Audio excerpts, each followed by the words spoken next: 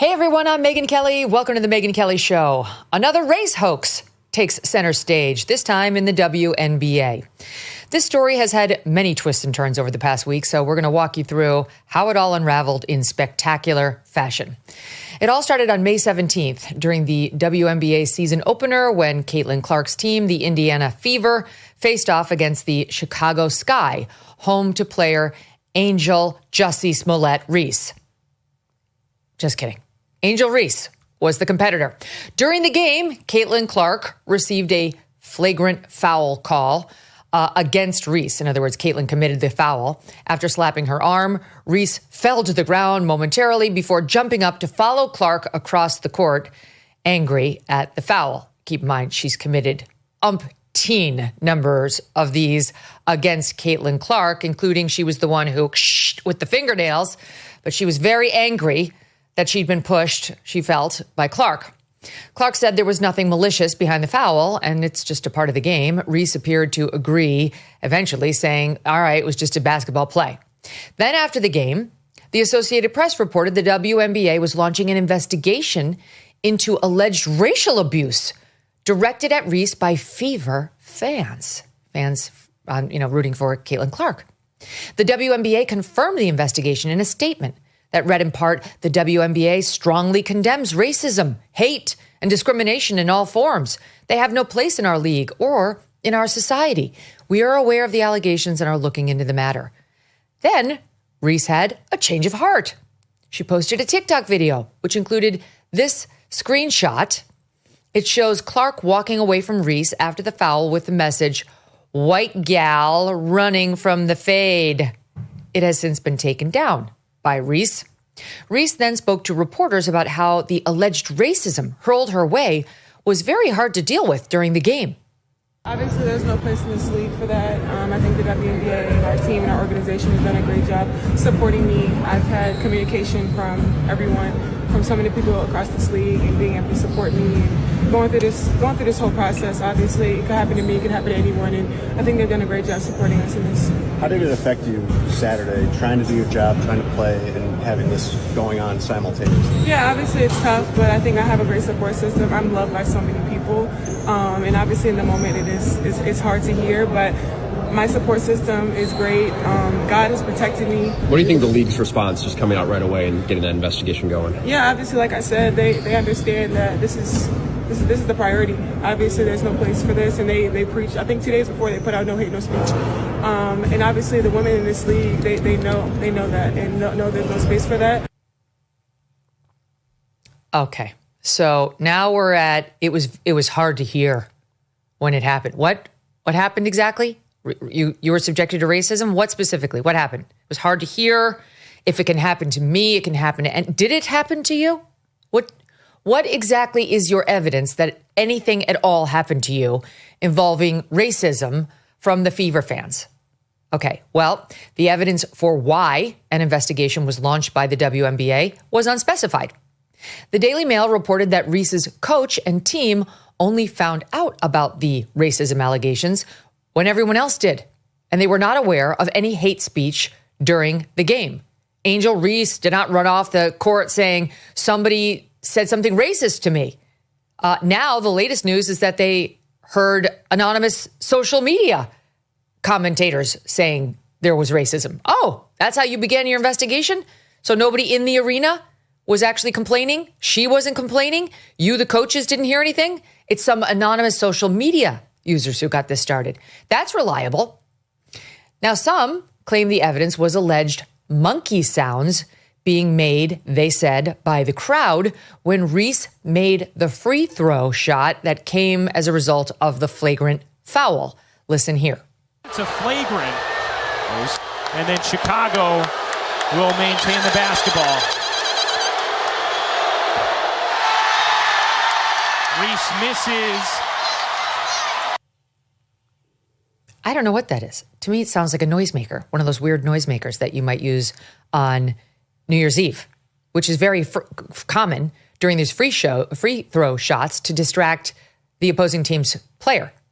But it certainly doesn't jump out at me as a monkey sound, and it probably doesn't jump out at you that way either. It's people who are looking for these alleged claims. And by the way, like, who in a crowded arena would actually do such a thing, right? It's like the people who think that there are racists and racism everywhere in America, those are the ones who go to that place.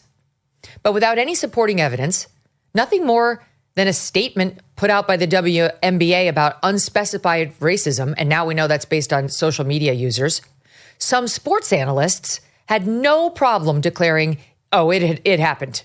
There's racism at these WNBA games. Listen to what ESPN's Monica McNutt and Chene Ogumake and Emmanuel Achu of Fox Sports all had to say. The aftermath, the fact that the WNBA has to put out a statement because of racist comments and unsafe conditions toward Angel Reese. Like, I just want people to be mindful. If this was the other way around, oh, Lord, you can only imagine how the conversation would have gone. When it comes to racism and the hateful rhetoric and the statement that the WNBA is saying, I think it's important because at the end of the day, if you are truly a basketball fan, you would understand and agree. We have no space in our game for those types of comments. People are using this situation as a cover for their innate vitriol and maybe their innate kind of racism or racial tension or racial misunderstanding. And now that they have been given a reason, at least the reason that they're going to try to take, which is Angel Reese reacting to Caitlin Clark's foul, now this is their opportunity to say what they always wanted to say, but they needed a mask to put on to cover up the innate whether it's racism or the innate prejudice or just the innate hate that they have for Angel Reese and the way in which she carries herself. Okay. You heard the one commentator say those types of comments. What comments were they, sir? What specifically? Walk us through them. He has no idea. And Acho alluding to fans being comfortable spewing racism while wearing masks. What was the racism that was spewed? What masks? What, again, what evidence are you citing? Walk us through it. You're a journalist, right? You purport to be a sports journalist, commentator. Walk us through it. Totally open-minded. Let's do it. It took the WNBA 10 days to announce the results of its investigation, releasing a statement on Tuesday reading, based on information gathered to date, including from relevant fans, teams, and arena staff, as well as audio and video review of the game, we have not substantiated it. That's it? You got everybody worked up over absolutely nothing. You have not substantiated any allegations of race. Maybe we shouldn't run with anonymous social media users' allegations. Perhaps social media is not the most reliable source for massive racism investigations without anybody who was actually there having heard, seen, or witnessed it. And maybe you should fill in the lines a bit more when you announce that your big race hoax was exactly that. Maybe release the transcripts of the athletes to whom you spoke or the fans. One would assume they spoke to Angel Reese. What did she say? She said in that clip, if it can happen to me, it can happen to you. It was hard to hear. Was it? What specifically did she hear, and how was it hard on her? Was she asked? What was the answer? She said it could happen to her, it could happen to anybody. Well, can it? What specifically happened? Don't WNBA fans have a right to know? What about people of color who go to these games and have to sit there wondering whether there are all these rabid racists all around them? Don't they deserve to fully understand the scope of your investigation? Clay Travis put it best, saying Reese is Jussie Smollett with a worse shooting percentage. Totally agree. And now one of the hosts in that montage we just played has changed her tune. ESPN's Chene Ogumake took to X following the WNBA's announcement, and there she claimed she's committed to doing better. And her initial take was, in the heat of the moment. If you know me, you know I'm not afraid to say I can do better. I am sorry that my message was in the heat of the moment because when I initially spoke on the topic, it really came from a place of care. It was based on firsthand conversations with people very close to the situation who raised real concerns, and they told me what they had experienced. And I felt like it was important and it was necessary to acknowledge those allegations and also voice those experiences. Now, in the process, however, I totally recognize that it may have impacted fans in a way that I did not intend, and I am sorry. I understand that having a platform comes with a responsibility, and I do not take that lightly. Please. So as our league continues to grow, I am going to grow with it. And I am so committed to be better in how I share perspectives and grow alongside the game that I truly love and adore. This is ridiculous. Don't worry, there's never any penalty for fake racism reports. None. She knows very well she can proceed with impunity on such reporting. By the way, she did not address her own false reporting. Let me tell you how it's done. When you say something that is totally false on the air, you have to go out, and by the way, it needs to happen in the same forum in which you committed the sin. Not on social media, which is the coward's way out. You go and you look into the same camera into which you made the first allegation, and you say, here is what I said, and that was wrong. And this is how I know it was wrong. And then you do your apology. She didn't even address the falseness that she spewed. I'll do better. I'll do better. Please forgive me. She had reported that players and coaches, that's a quote, of Chicago Sky, quote, heard things that were out of bounds coming from fans, and that the matter was serious. That was her reporting. Okay, so that's not a heat of the moment take. Yet there does seem to be racism in the WNBA, one with much more clear evidence that is being totally ignored outside of conservative media. Last week, Brittney Griner and her team faced off against the Fever and Caitlin Clark. As you may remember, back in 2022, Griner was arrested in Russia on drug charges. The Biden administration had to do a prisoner swap to get her back, handing over an international arms dealer known as the Merchant of Death, which we traded to get this gal back. You would think she'd want to steer clear of any controversy and be feeling nothing other than love of country. You would probably be wrong. In a viral clip, after she made a foul play, Griner appears to mouth something rather controversial. It might be, though we don't know, trash and possibly fucking white girl. Others have suggested it might be trash and fucking whack call. We don't know what she's mouthing, but she seems to, have a mouth on her and not exactly be in the gratitude space. Griner herself hasn't commented. Now, why is that? If you were being accused of making racist statements, I think you'd want to clear that up quickly. You'd race to the cameras and put out a statement on X to say, I said fucking whack call. I didn't say effing white girl. But she's not. She's apparently totally comfortable letting those allegations linger. Maybe she's worried that the people on the bench or the people right behind her had a recording going. You know how people do? They record the game. They want to show their friends that they were there. Maybe she's concerned that if she comes out and says it's one thing, there might be proof that it was something else. We don't know because she's not speaking to it, which is odd. And Outkick reports that on Saturday, after that clip received millions of views, not a single reporter asked Griner about it. Not a single reporter. So maybe Griner knows the story will disappear because, again, fake allegations of racism, nobody holds that against you. Anti-white racism, nobody holds that against you. That's fine. No problem. And she can behave with impunity and understand that these powerful voices within the sports industry will run cover for her and do the work of attacking alleged anti-black racism where it doesn't exist. Here to help break it all down, we go to Pulitzer Prize-winning journalist and host of Rumble's System Update, Glenn Greenwald.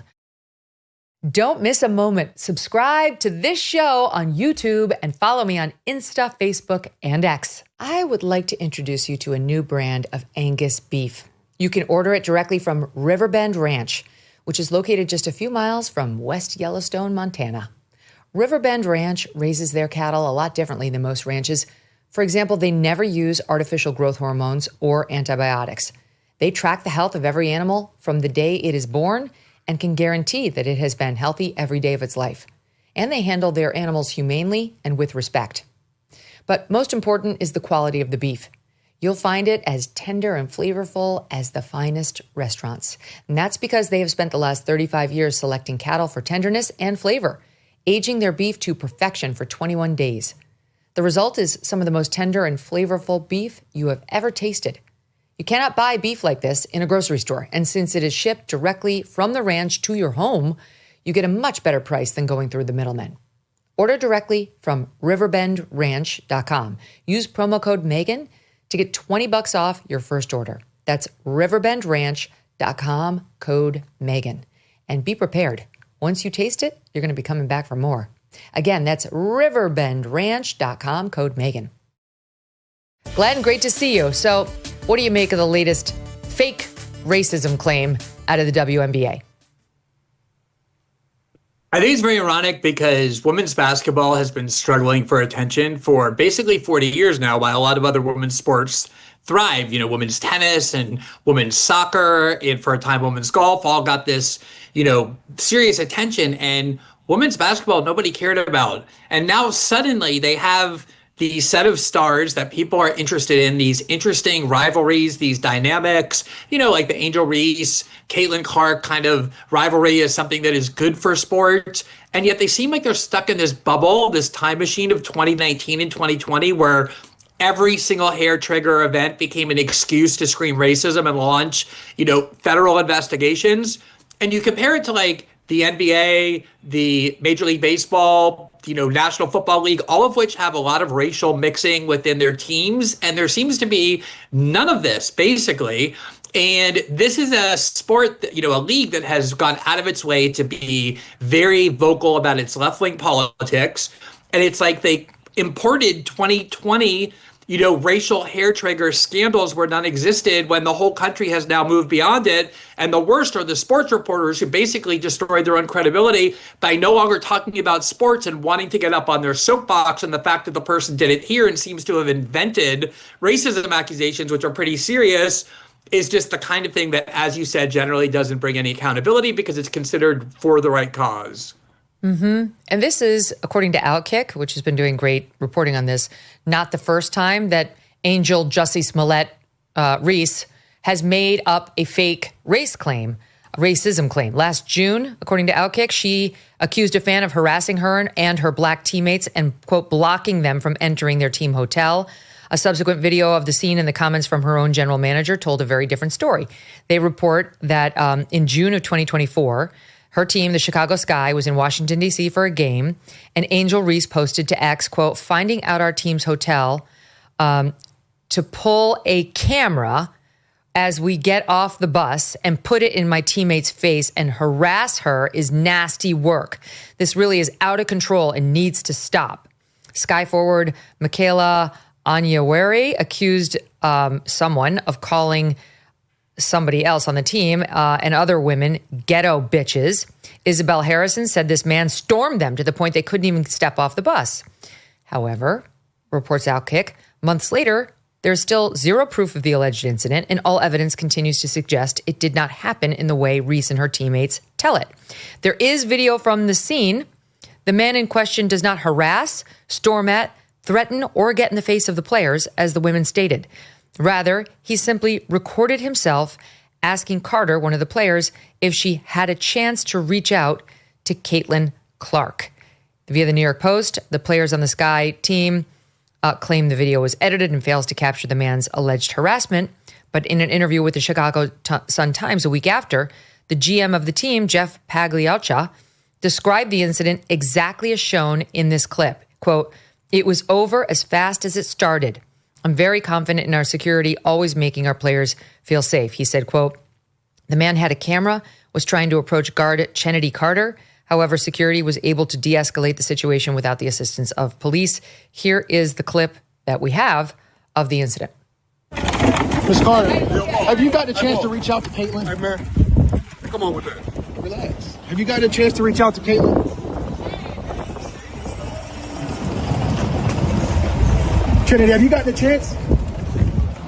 The basketball world wants to know if you've gotten a chance to reach out to her. This is the alleged terrible, terrible man who pulled the camera as we get off the bus, put in my teammate's face, and harass, in all caps, her. It's nasty work. It needs to stop. And that he was allegedly calling the women ghetto bitches, which is strange Because I did not hear ghetto bitches on the tape. Outkick has been asking this team, the Chicago Sky team, what happened? What's the truth? Because what you allege does not match up with the video nor the GM's description of what actually happened, and asking whether they stand by Angel Reese's allegations. The team refuses to respond. They've also tried to contact several members of the team for comment. They've all refused to respond. I mean, again, this is something that happened very commonly in the wake of the Black Lives Matter and the George Floyd incident, where we invented all of these very, sensitive frameworks for when racism happens, for when you're supposed to object and launch a sort of scandal. And I think people got to the point where they realized, if you're going to raise serious racism accusations, you need to have a serious basis for it. It seems like the whole country moved on from this sort of thing. I don't know why the NCAA, the Women's Basketball Association, is continuously engulfed in these sort of things. Yeah, the WNBA. Given that this is the sort of thing that is going to alienate people, that whole incident with Caitlin Clark and Angel Reese, with that foul that Caitlin Clark made on Angel Reese, which I've watched men's basketball for decades. Every single time a shooter is open, someone comes and tries to foul them by slapping the ball out of their hands, which is exactly what she did. But because of those two players, it became some sort of racial dynamic. I don't know what it is about this league. I do think they've defined themselves in this very politically oriented way, almost more so than the basketball. And I think it's ultimately going to just drive people away, because people go to watch basketball, not to be engulfed in all of these fake scandals all the time. Exactly right. It's like, well, we barely want to watch the WNBA to begin with. People started to watch it because Caitlin Clark came in and was a total phenom. And the female Michael Jordan is how people were describing her. And so she got bottoms in the seats, and she got tickets sold, and she got people watching on television. And then the response from the league was uniform hate. I shouldn't say uniform. Seems majority hate toward her, especially this Angel Reese, who obviously can't stand her and is insanely jealous of her and the attention she's getting, rather than basking in it, rather than enjoying the bigger spotlight that is on her as well. And you can get away with this because the WNBA seems to be just fine with anti-white racism, and with Caitlin Clark going out there to flagellate herself with the I'm working on my white privilege as she gets nominated as the, Time Athlete of the Year. That's what she's got to make sure she says. So she's happy to play the game, and, isn't really making a stand one way or the other than to make sure everybody knows she realizes that she's got inherent bias too and white privilege. And I do think the sports media is very much to blame. I guess people went into sports journalism excited about following the sports, the business of major professional leagues. These are interesting things. And at some point they decided, no, this is not enough. We have to get on a soapbox and be leaders of anti-racism efforts or anti-women efforts. And they turned themselves into these social justice warriors. So people were tuning into ESPN to find out about the latest highlights of various games. And instead they were being subjected to these lectures by these very cliched, banal people whose, understanding of politics is very thin deep. And it was these constant lectures about social justice. And I guess the NBA sector still hasn't really stopped. So why is it that the same people who heard these alleged racist comments from the crowd, none of which were substantiated, were not able, because they could use their ears for that, were not able to see with their eyes what Brittney Griner was mouthing? Why was it so clear in the one instance and so unclear in the other, such that it didn't even warrant reporting along the lines of what I just did, which is, here's the dispute. Some people say she looked like she was saying X. Other people say she looked like she was saying Y. It didn't even get that treatment by these same outraged anchors. They're quick to run to the flames when it could be anti-black racism, but when it could be anti-white racism. Crickets. Yeah, I looked at Brittney Griner. To be honest, it seemed to me, and I'm no lip reading expert, but it seemed pretty clear that she was saying something with a racial intent about Caitlin Clark.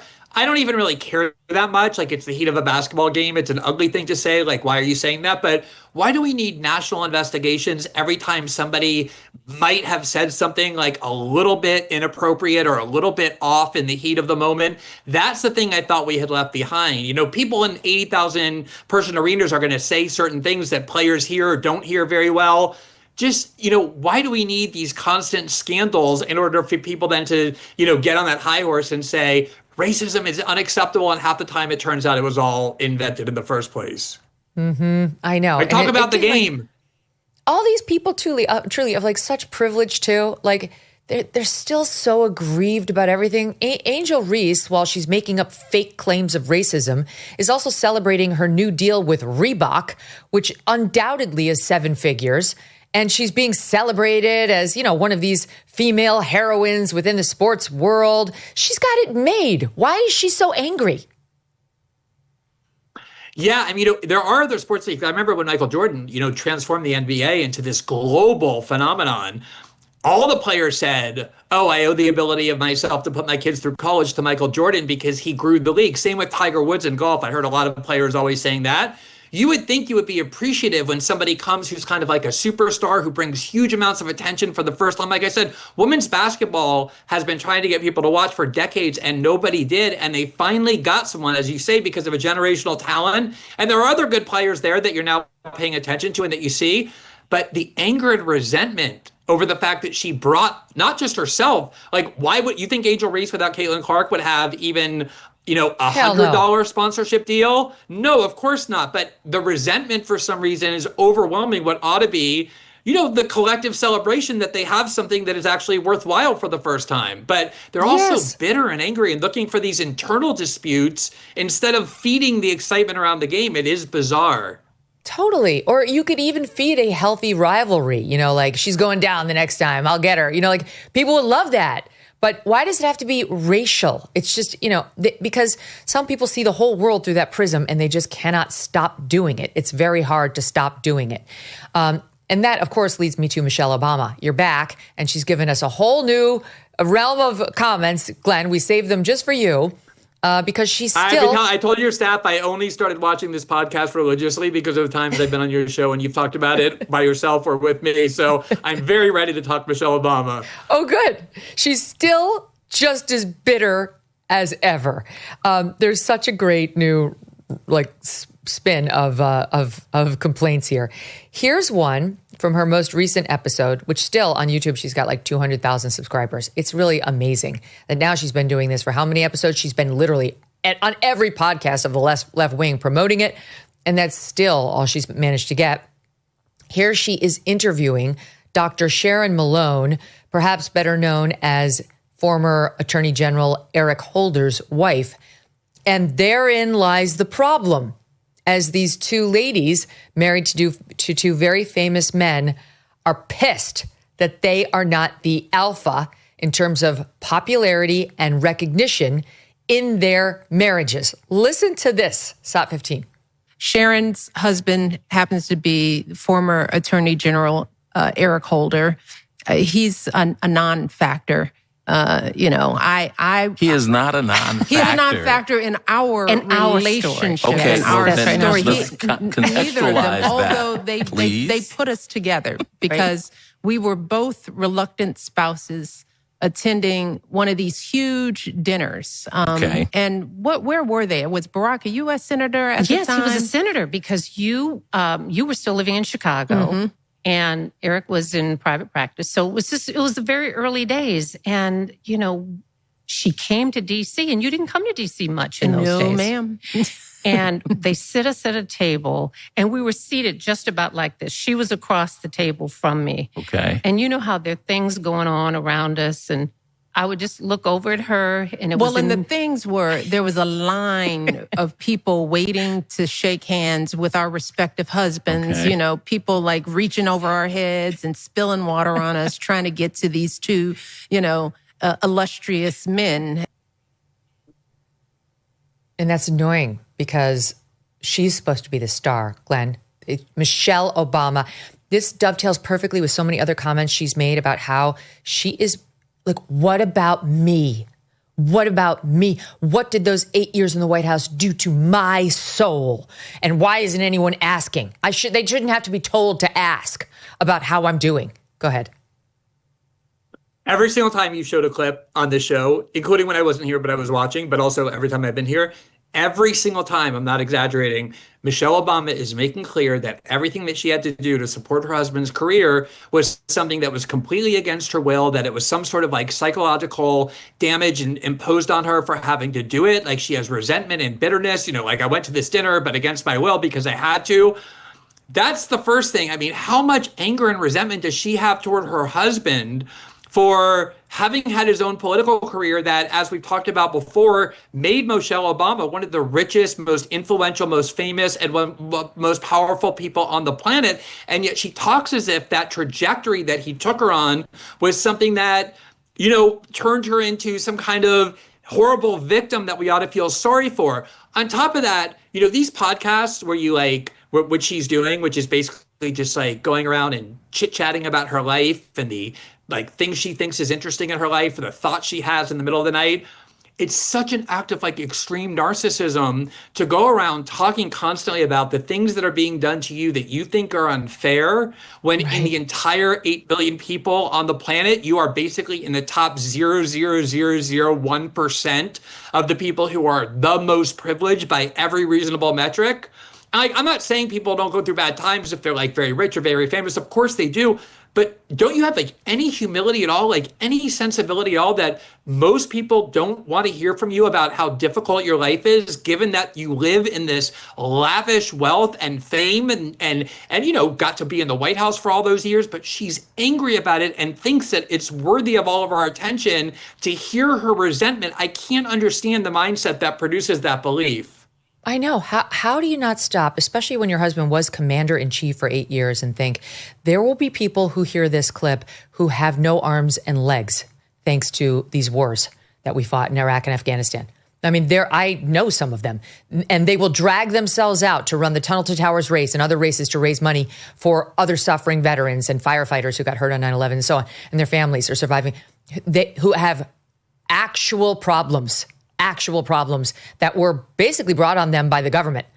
And no one, not even people who aren't anywhere near as catastrophically injured as those guys, but especially guys like that, don't want to hear about how someone had to reach past her to shake Barack Obama's hand. She has zero perspective for what actual problems are, Glenn. Or just people suffering from like terminal illness, or people who can't get food and healthcare for, you know, on and on and on, like all of the injustices and horrors and wars in the world. And this is what I'm saying. Like, I'm not saying I haven't encountered difficulties in my life, but in general, I feel like my life is very blessed. I feel like I have done a lot of things. I've gotten a lot of things that other people haven't gotten. And so I would never go around and talk publicly about, hey, gather around. I want you to hear why I feel so aggrieved. You never do either. Like, I'm not saying there aren't times that you're angry, but you don't go publicly and talk about it, because in comparison to pretty much everybody else in the world, it's so trivial, and to demand that people pay attention. But she, like, this is the other thing. This whole idea that she has a marriage, like, you know, I know you are married to someone who has a different career than you. I was married to my husband, who was a politician. I obviously supported his political career because, you know, we were married and I loved him, and that's what you do in marriage. And of course, I had to go to events sometimes that I didn't really want to go to, that weren't particularly interesting, like political rallies or whatever. I would never imagine going around and publicly saying, because of him, I had to go to all these different horrible, miserable events, and he was the star because he was the candidate and people climbed, or vice versa, you know, all the things he had to do. Like, the conception she has of marriage is so jaded and so ugly and negative. And I don't know where that comes from. Point scoring, you know, it's all point scoring. It's like when I go to like one of Doug's book signings and people want to talk to Doug because he's the star at those book signings. I love it. I love it for him. I'm thrilled to have them reach past me to shake Doug's hand because I love him and I'm rooting for him. Everything is like a point against him and you know, a deficit that she's suffered for which he has to make up later. All right. So more aggrievement in the following soundbite. And this is another theme with her. Just, I mean, how hard it is to be Michelle, how hard it is to be a woman. Here she is in SOT 16. Who, you know, drink excessive amounts of alcohol, that might be a factor. But the thing that's different about women than it is about men, with men, you make a new set of sperm every 69 days. You get a new batch, right? We are born with all we're ever going to have. And that's it. we always getting the short end of I'm something. telling you, isn't it? Mm-hmm. We get all we have. Sperm after sperm after well, sperm. we can jack ours up with behavior too, right? Well, like see, you use that and, word, jack up. It's like, be careful there. I was like, where are you going with that, dude? I just, I was trying not to curse. Yeah, I should have cursed. It would have been better. We might have to bleep that out. No, but seriously, it's... Brother Craig, you need to get out of there. You needed to go launch your own show. Glenn. Poor Brother Craig. We need to send Poor Brother Craig. We need a parachute in there to rescue Brother Craig. I mean, he has to walk on pins and needles because the minute he does anything other than just like sort of say amen in response to everything she says, she gets super hostile. Yes, she does. She's always correcting him. Oh, yeah. If he steps out of line, she's like, no. And then she talks over him and she explains why he's so wrong. And then he eventually apologizes. It's a really like uncomfortable dynamic. But also, like, what is that? Like, women always get the short end of the stick because of their biology. And I mean, what does that even women mean? live, like 6 or 7 years longer than men? Longer than men. It's pretty good. And have for a long time. Yeah, I think that's a pretty good... like mark of positivity on the side of women, and women get to do a lot of things that men don't do. Women get to carry a baby. Yeah, exactly. To be a mother to a baby and breastfeed. But no, I bet she would frame that as some sort of a negative. Here she is. I'll give you another one. Well, I'll just let you watch it. SOT 17. There is at least some, again, anecdotal data that says that older sperm, more autism. We should tell some people, like, maybe it's the old sperm, maybe it's not the vaccine that's causing the autism. Why don't you look at that? They'll never let that secret out. Good luck with that one. That may be the key behind all the defunding everything. It's just like, let's just blow it up. And then the old men can't let them find this stuff out. Old men can keep marrying 20-year-olds. Exactly. It's like, I'll give you the baby you want.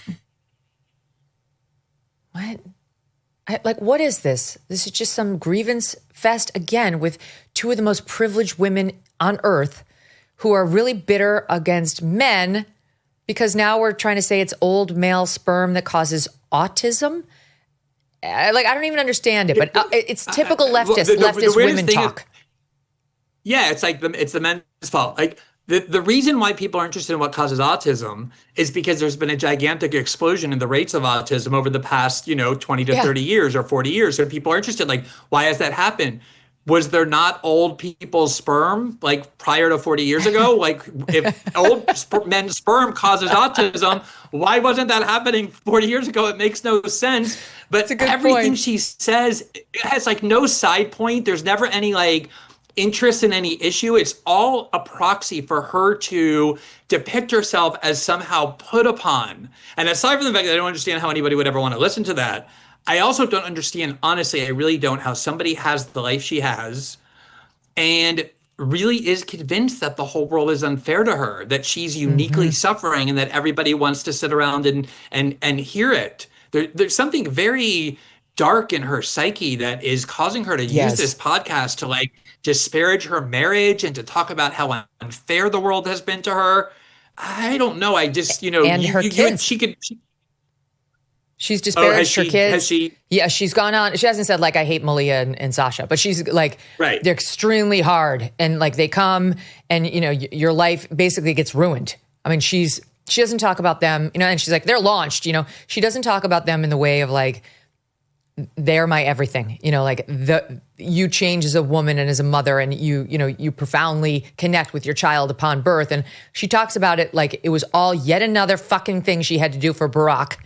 And even here, this isn't about her children per se, but most women, when they talk about the glorious ability to be a woman, the glorious fact of being a woman, will mention, as you and I both just did, as one of the first things that makes women truly special, the ability to carry and give birth to a child. It's a gift from God. It's such an extraordinary superpower.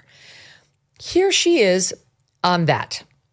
A lot of male politicians, a lot of male religious leaders think about the issue of choice as if it's just about the fetus, the baby, but women's reproductive health is about our life.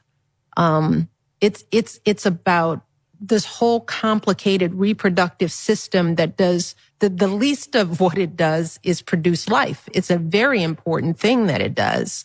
But you only produce life if the machine that's producing it, if you want to, whittle us down to a machine, if the machine is functioning.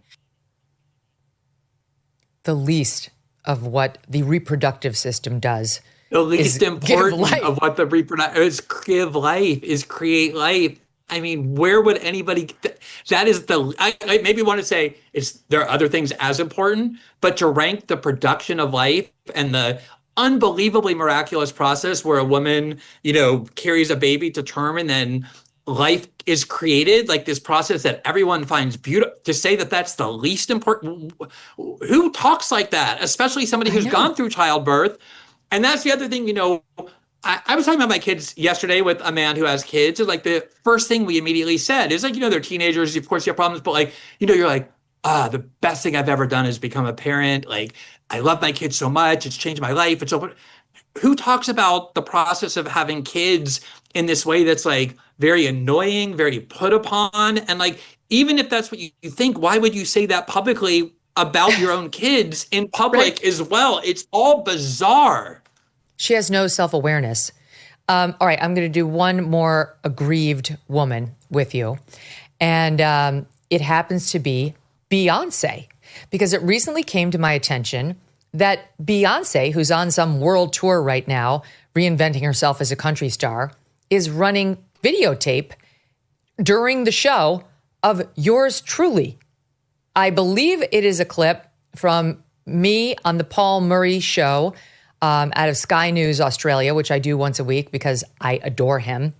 But it's me commenting about how when she started getting into country and the launch of this album, she and her marketing people were treating that entry like the second coming. Like it's Jesus incarnate. He's back. All hail Queen Bey. She's here to rescue country music, which was a perfectly thriving industry long before Beyonce showed up. But now we all need to hail her because she's married to Jay-Z, which means we will have hundreds of millions thrown at any marketing effort behind her. And so that was my take. But the vast majority of consumers and her fans celebrated her to high heaven. It was like, again, Queen Bey and the Bey Hive and the marketing she got and the recognition and the awards and the singing opportunities at the award shows, all of it was piled upon her, as everything is, that she is considered untouchable. You're not allowed to rip on her. By the way, not allowed to rip on Michelle Obama either. But we do. Too bad. The more untouchable you tell me somebody is, the more likely I am to want to hit them. And so here is a bit that she came to our attention. She's showing it every show. Decided to stick her big toe into the lake.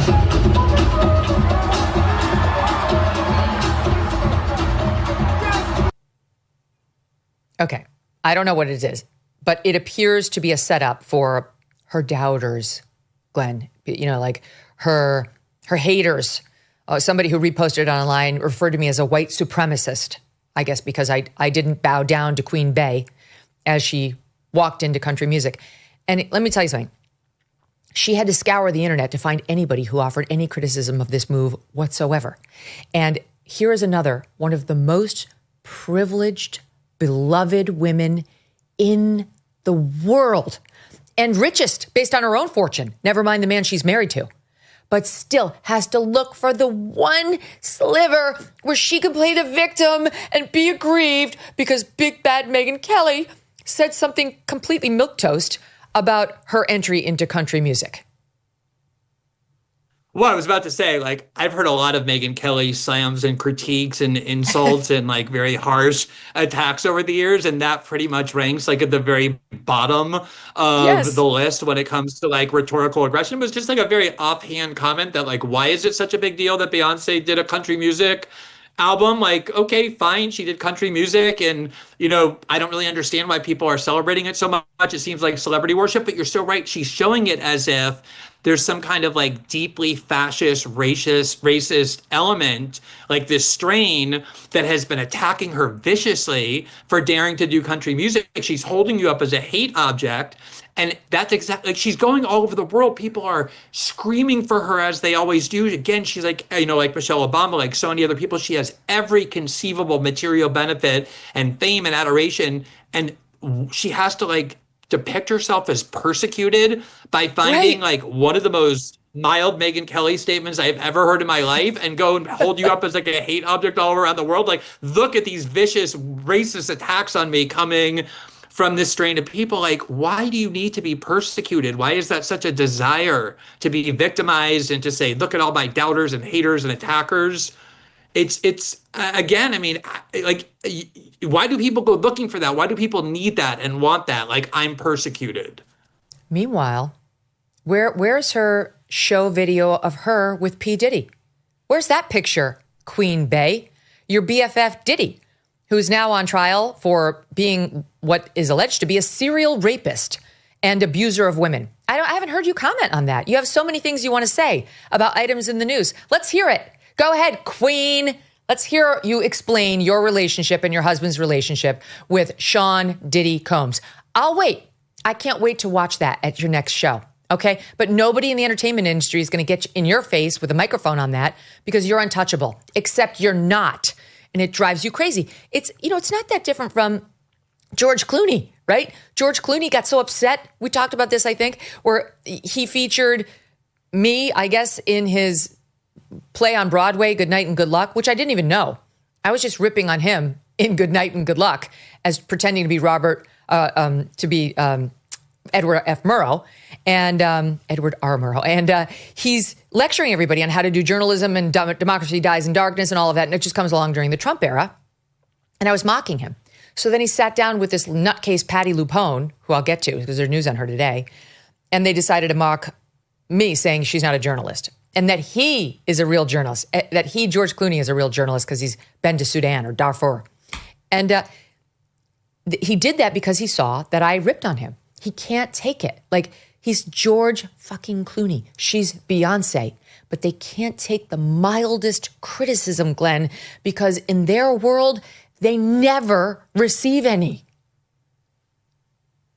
Well, and also, like, he's not just being an actor. He wants to depict himself as some sort of political activist. As you said, like, I went here and I did human rights investigations here. I just read a review of this play by my friend Michael Tracy, who is an excellent writer. I really encourage people to go read it.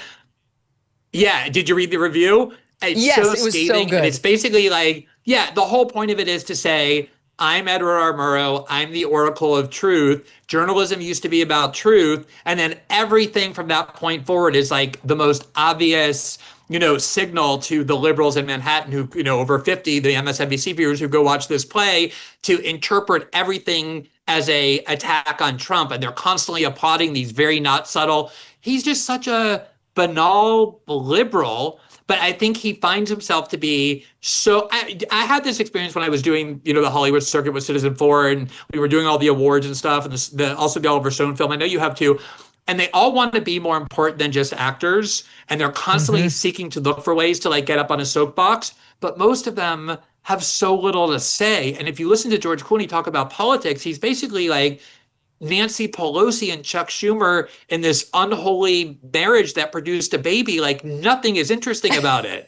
But he finds himself so important because he produced a play where he's Edward R. Murrow, the oracle of truth. Exactly right. So I'm going someplace with this, but here's a little of that Clooney and Lupone talk, and then I'm going to show you what Lupone's saying now. What we do in this is we talk about the responsibility of journalists to hold truth to power, right? That's our goal. And so if you're doing that, and we don't tell people what to think when we show that montage at the end, for instance, you see Megyn Kelly, she's who's come out and said, I'm not a journalist. I didn't say I was a journalist. Neither is she, by the way. Anyway. But I'm not quite sure what she's done. I've at least been to, Darfur and Sudan and the Congo and been shot at and to try to get stories out. I'm not quite sure what she has done to be a journalist. Having said that, we only show her words in this play. We don't tell people what to think. It's not out of context. We don't manipulate it. We literally just go, these are your words. The thinnest skinned man in Hollywood, just because I said he's not a journalist. who thinks George Clooney is a journalist? And his argument was, I've traveled internationally and therefore I'm a journalist. I don't really think that's great. I think like being a journalist is like going to Russia and interviewing Vladimir Putin as you did, moderating debates, breaking stories, interviewing newsmakers. That's the work of being a journalist. The need that George Clooney has a need on top of all of the other accolades and credentials that he's compiled for himself to also now be a journalist. And Megyn, not just a journalist, but the kind of journalist that is so accomplished, like the dean of investigative journalism, that he produces a play where he lectures everybody about what journalism is at its finest essence and how it's been corrupted over the years. I mean, it's a theme. The pomposity of it is unbelievable. Yes, pomposity. There's a theme though. Like all three of these people are very left wing. Michelle, Beyonce, Clooney, and by the way, Patti LuPone is the craziest of all of them. I'll do her after the break. But they can't appreciate the wonderful blessings they've been given, the wonderful mansion he has on Lake Como and in France, and I'm sure in Hollywood and elsewhere, or in her case, Martha's Vineyard and Hawaii and Chicago and DC. No, it's about or Beyonce, my God, she puts them all to shame in terms of her wealth and resources. They can't lean into how wonderful life is for them. They have to find like one comment by me to make themselves into a victim. He's indignant. He was called a not journalist. She's upset that I said, what's she dipping her toe into this for? Or what, everybody's hailing her now. And Patti LuPone speaks for all far leftists. I'll play that for you right after this break. Glenn stays with us. Don't go away. Since President Trump's election, the eyes of the nation have been on Mar-a-Lago and the free state of Florida. It's a thriving, booming place. South Florida is a special place because of its amazing water for boating, swimming, fishing, and drinking. Today, clean water is endangered by toxic algae. You may have heard of red tide or blue-green algae. It can be dangerous and it can be gross. In his first term, President Trump signed a law to solve this problem with a new reservoir south of Lake Okeechobee to keep clean, fresh water flowing constantly to South Florida. President Trump said after years of rebuilding other nations, we're finally rebuilding our nation. Washington can finish the job in next year's budget and keep President Trump's promise.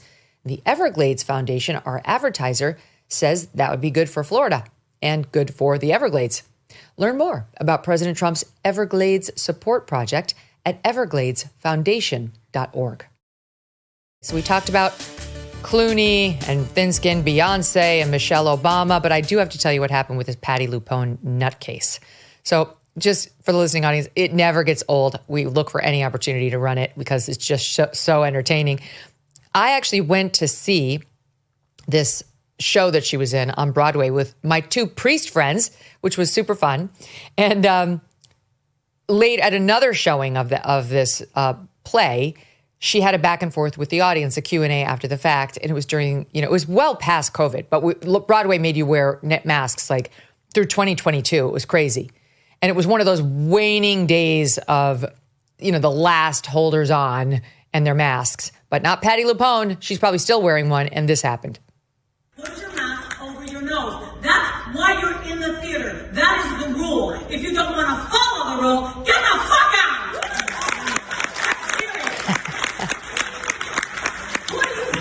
If you do not respect the people that are sitting around you. You pay my salary. Bullshit. Chris Harper pays my salary. Excuse me. Who do you think you are? Do we have... Just put your mask over your nose. She's a very angry woman. Very angry. And now, Glenn, she's given an interview to The New Yorker in which they write as follows. They write, she's even angrier at the rest of the country. She told me more than once, says the author, that the Trumpified Kennedy Center, quote, should get blown up. She wants it blown up. And she wants also for the administration to leave New York alone. She wants to make it its own country and to have Donald Trump come nowhere near it. And really, I guess repeatedly, is calling for the Kennedy Center to get bombed, which is, potentially problematic. I'm not sure this is okay kind of language for one of Broadway's biggest stars.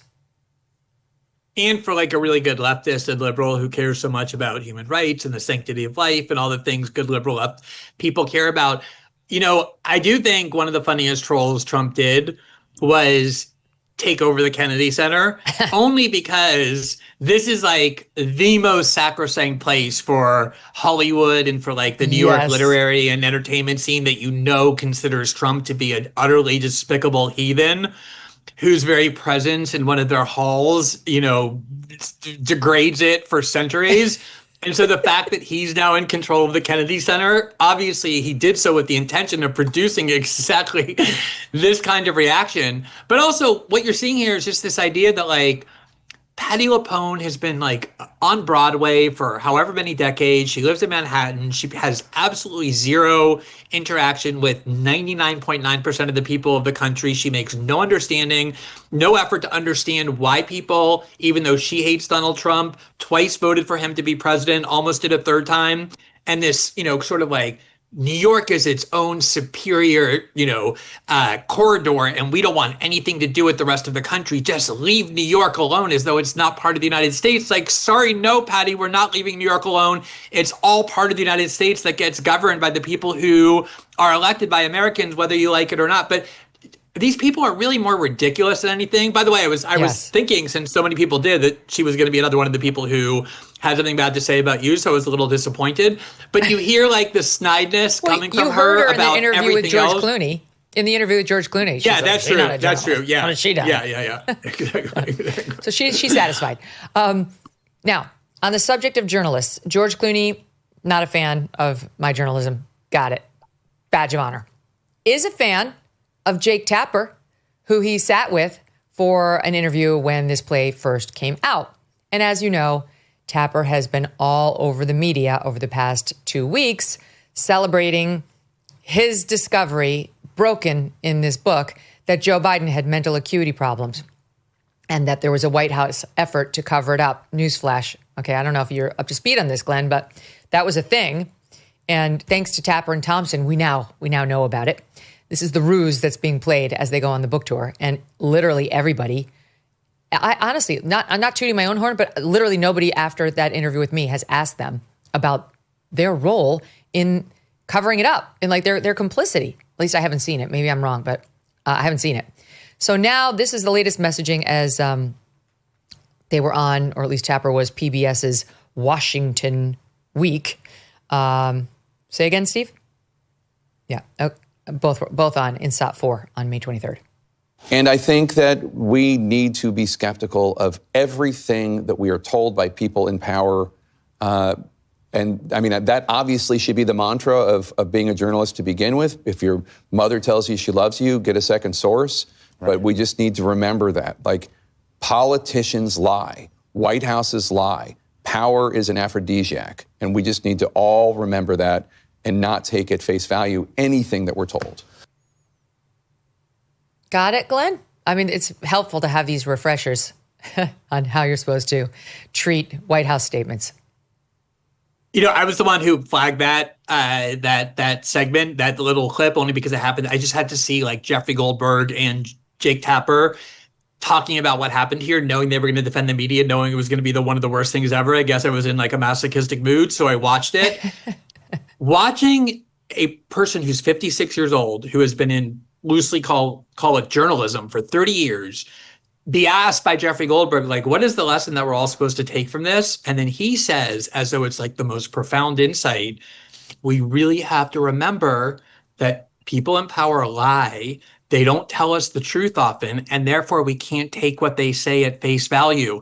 If I were to teach a journalism course to like 8th graders, that would be the very first thing I would emphasize on the very first day. Like Jake Tapper just woke up. And of course, the reason they're saying this is because they were friends and are friends with all these Democratic national security, Democratic operatives who were lying to them and saying that Biden was fine. And a lot of them probably did say, oh, these are the good guys, like Mike Donnellan and Anita Dunn and all these people I've been friends with and who my kids go to school with. And so they do feel like they got deceived because those are the people who they thought were the good ones. But after the Iraq war and the COVID lies and the Hunter Biden laptop and Russia, how do you just wake up yesterday and say, you know what? I just had this epiphany. It's a really brilliant epiphany. One of the things that's important in journalism is to realize that people in politics lie. The other funny thing is, I thought, I knew, I don't know why Jake Tapper went on your show. Had I been part of that PR crisis management firm that he hired, I've never heard of a journalist having to hire a PR crisis firm before. Like journalists usually don't have PR crises. Yeah, like when launching what was supposed to be like this, book that uncovered something nobody knew. I'll give him credit for that. Like nobody knew Joe Biden was suffering from cognitive decline until Jake Tapper, using shoelace reporting, uncovered in this book. But the thing is, it's so interesting. I had been bashing Jake Tapper for a long time, starting from when this book came out. And he got that PR crisis firm to try and plan a bunch of negative stories and hit pieces on me as a result. And a couple of the, the crappy Daily Beast and Huffington Post did it, who cares? But the New York Post got it as well. They called me and they talked to me about it. Then they realized it was nothing.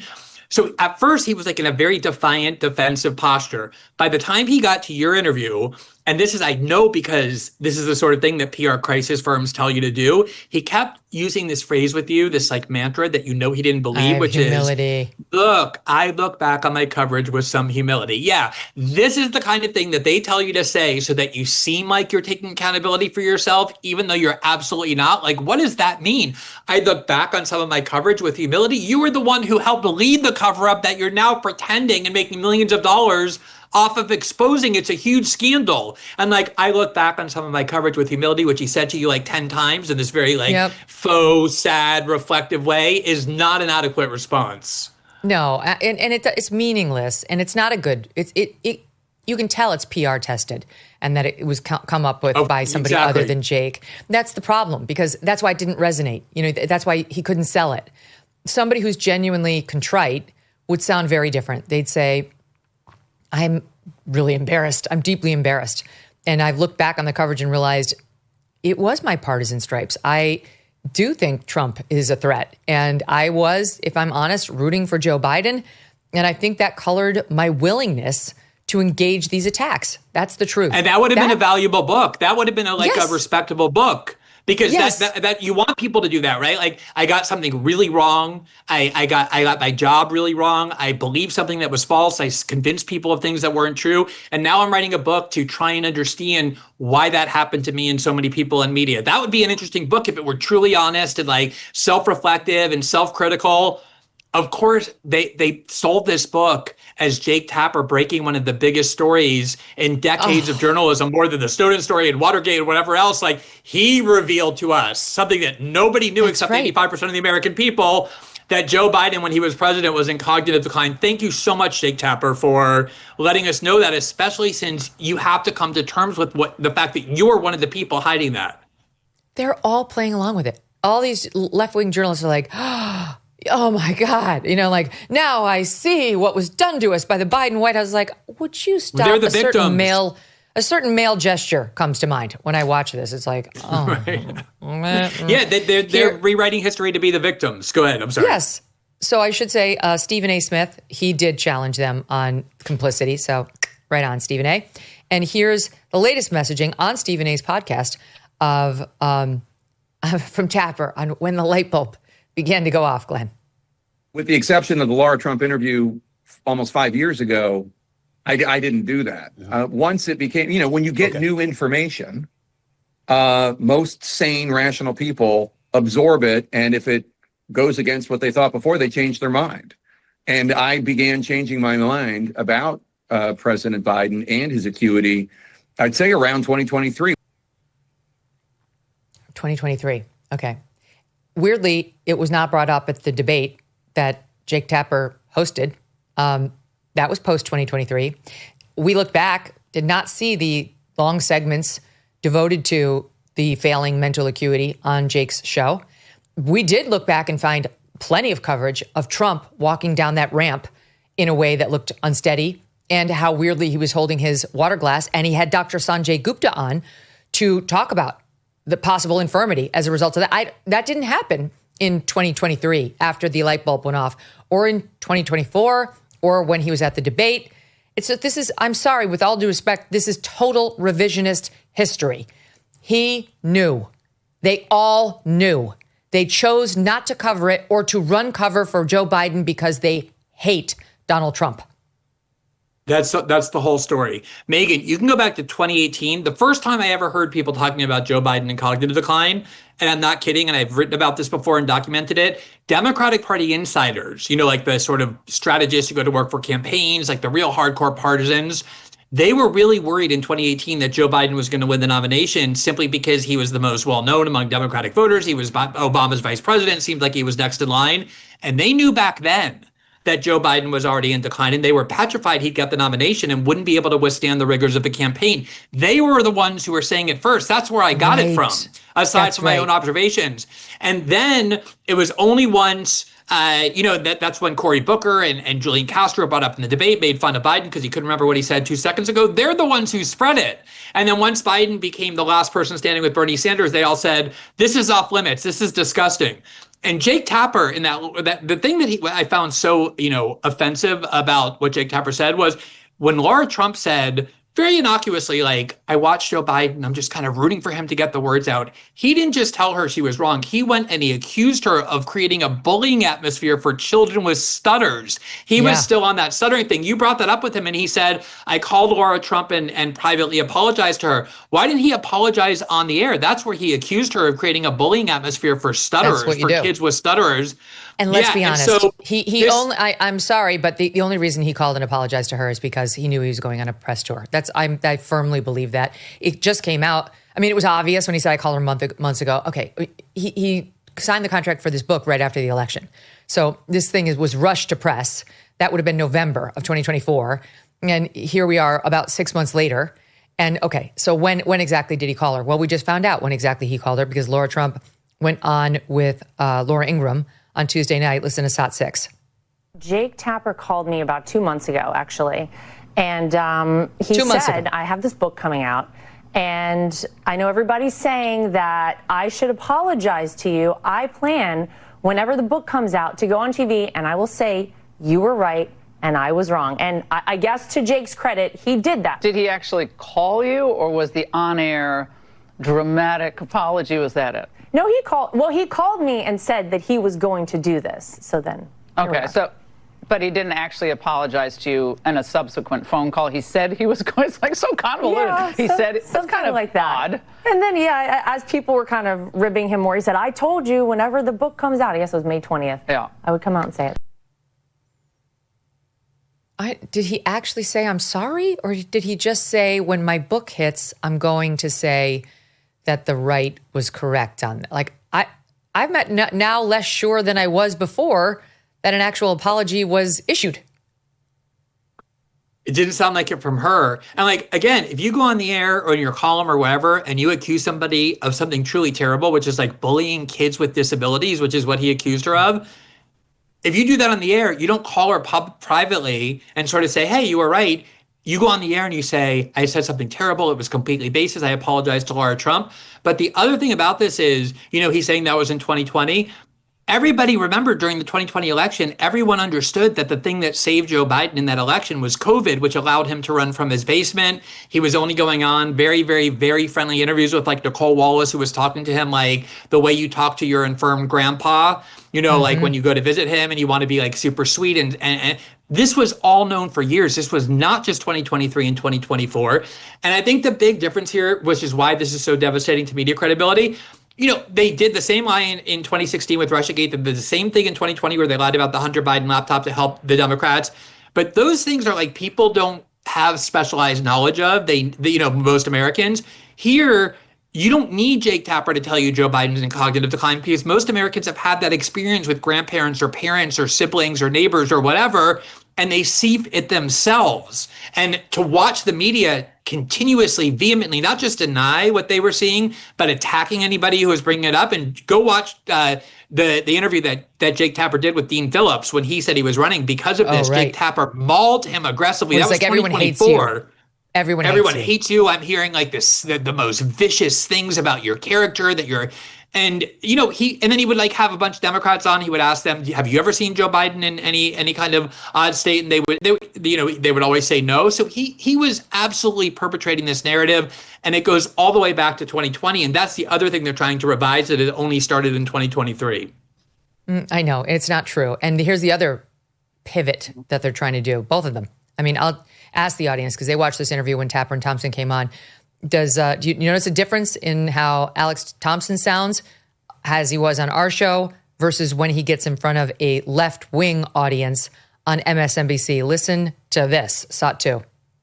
While we didn't know that much about Joe Biden's health, we know even less about Donald Trump's health. He was completely untransparent during the 2023-2024 campaign. He has not been transparent since, and there is no mechanism forcing him or any future president to being transparent about their health. He could be on anything. We really have no idea. So I think it's like a really vital question. Just hand out those little nuggets, right? He knows exactly what the horses want to eat over there. Also, sorry, but like, I just read a statistic yesterday that Donald Trump has appeared to answer questions from the media in like lengthy sessions more times in the first 5 months of his presidency than any president going back like 8 decades.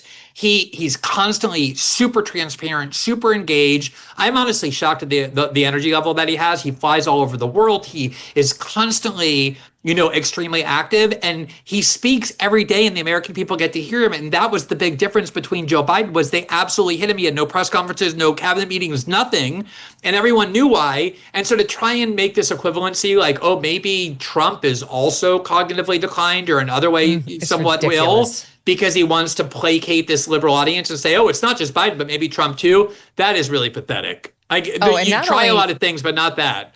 Not only does Trump make himself available to virtually anybody, often, all the time, but he makes his cabinet available to anybody, often, all the time. I mean, I jokingly said to my team, I'm like, they keep inviting me to go down to like Podcasters Row at the White House and have access to all cabinet secretaries so much. I'm like, I just can't do it, guys. I'm too busy. I'd love to be down there full time interviewing every single cabinet secretary, but I can't. I have a family.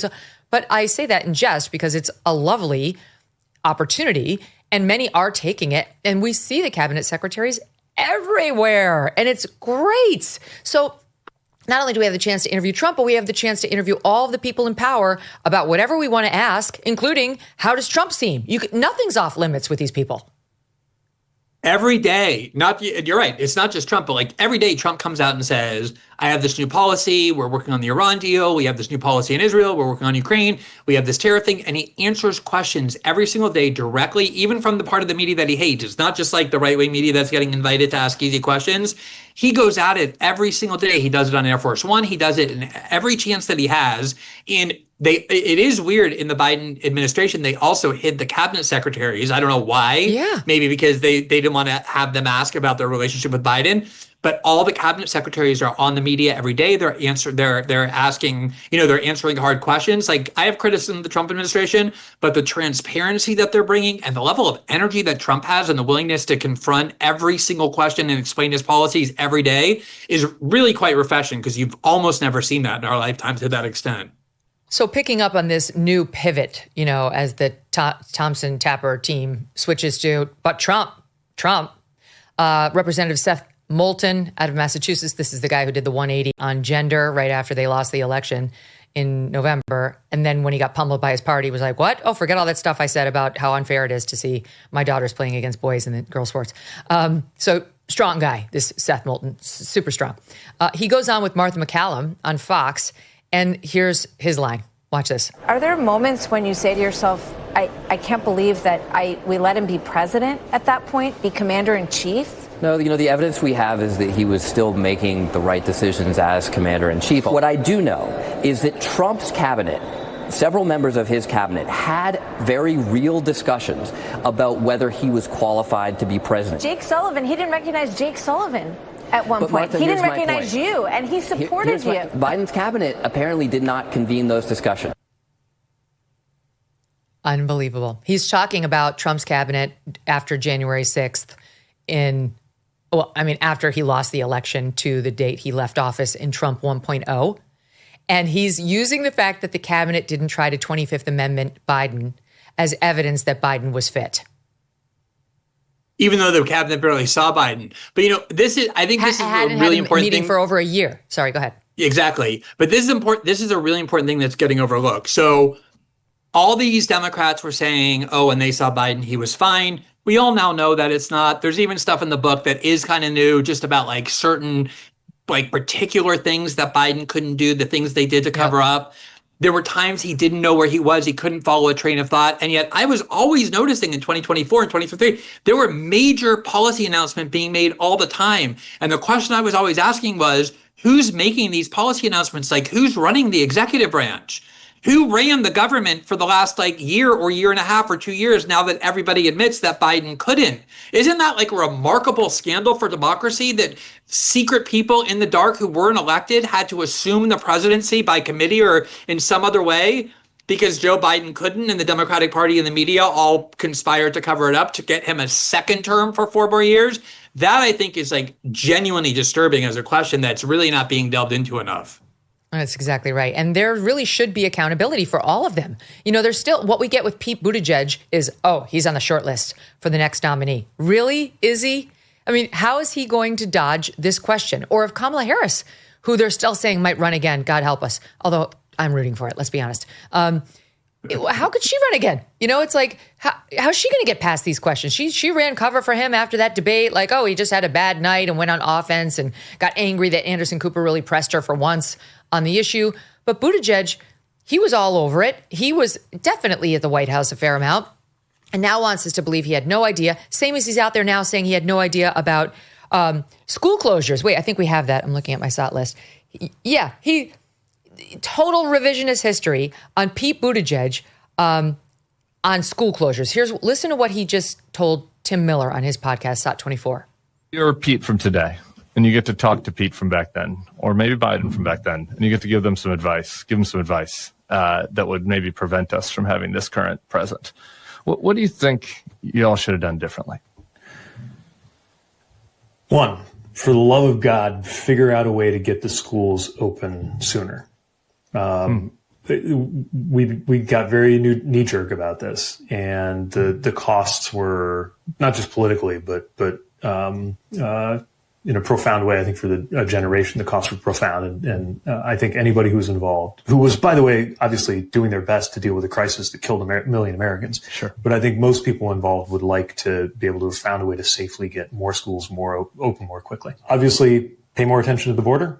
That's real, and that's going to be something that you can't just take your time to deal with.